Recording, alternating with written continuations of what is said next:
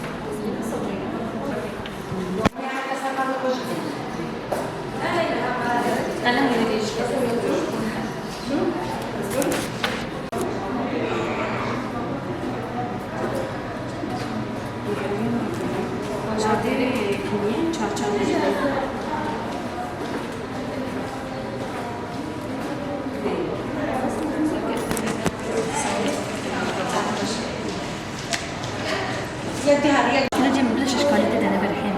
اشكالي لا ثلاثي جديد يعني ممكن يعني بنفرق نازلها كان نظام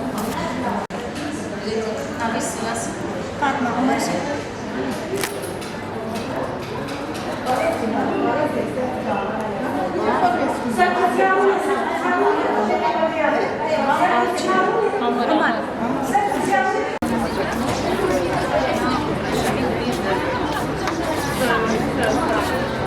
أنا القدرية ويختي بس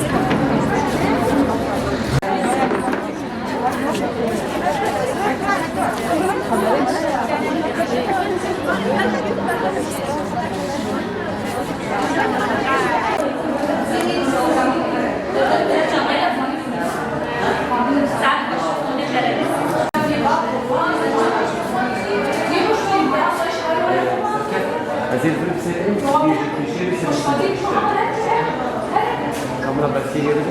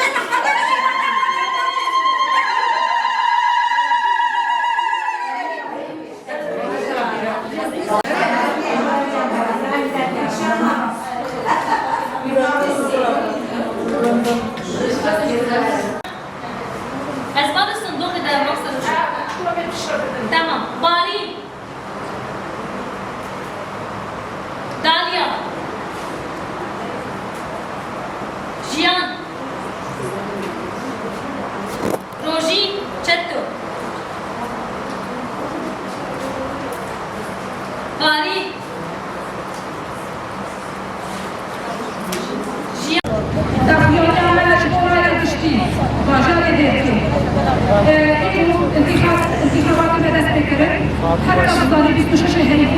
ساعات هاش حتى ساعات إنش برحكي ولا طاريزي برحكي كرم برحكي أمبيش هاري ولا طاريز هاري سكرتي ولكن هذا الفرس اللغة تانية فضاء مرشحة أمبيش وقت ذيكي هبان دارين لأتاك صادوا سهو شارعاني بدأ خارة سري هبان غادة عبد الله عني صاد وحكي شار بدأ قد شيرا نسمع خليفة صادوا بيجي عني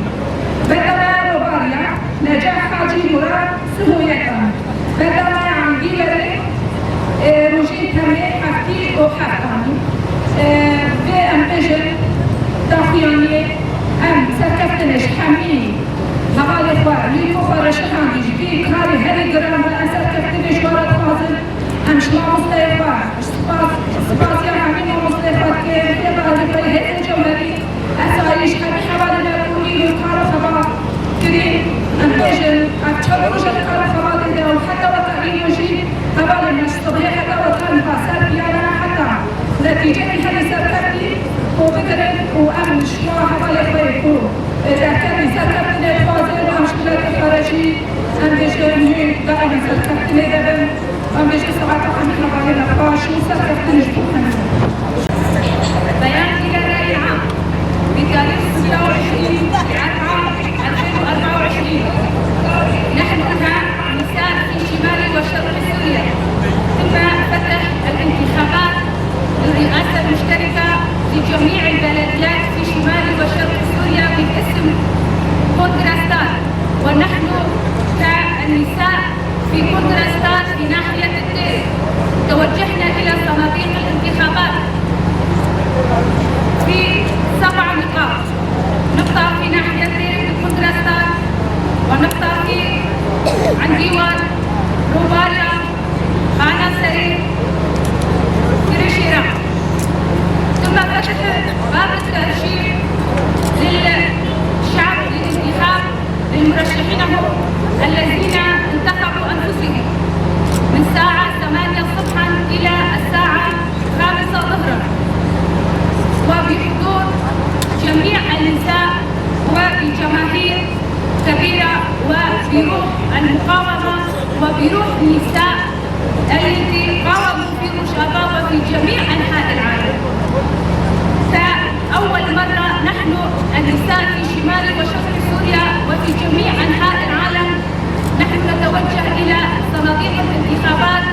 كمرأة وكنساء وبروح النساء نفسها بنفسها. والساعة 5 عصرا ثم إغلاق الصناديق وثم فرز الأسماء بشكل التالي: دير بارين عبده 143 اسم، روباريا نجاح حاجي مراد 31، الخنزير نزهة خليفة 150، خانة سريع غادة عبد الله خالد 174، عن ديوان روجين 77 اسم. وهكذا تم انتهاء من المرحلة التحضيرية الأولى من الانتخابات في شمال وشرق سوريا، وسوف نقوم بمرحلة التحضيرية الثانية من الانتخابات، وكذلك سوف يتوجه المرأة مرة ثانية إلى صناديق الانتخابات. وفي النهاية نشكر جميع الممثلات الذين شاركوا في صناديق الانتخابات ولجنة المراقبة والحماية الجوهرية والأصايش وجميع النساء الذين بادروا بهذه المبادرة وبروح المرأة الثورية في مشابهة. في النهاية نحن كنساء في شمال وشرق سوريا نبارك للأشخاص الذين فازوا في هذه المرحلة، بداية إلى مهندس هذه إلى القائد العظيم القائد عبد الله الجلال وجميع الرفاق الذين استشهدوا في هذه الطريق وجميع النساء الذين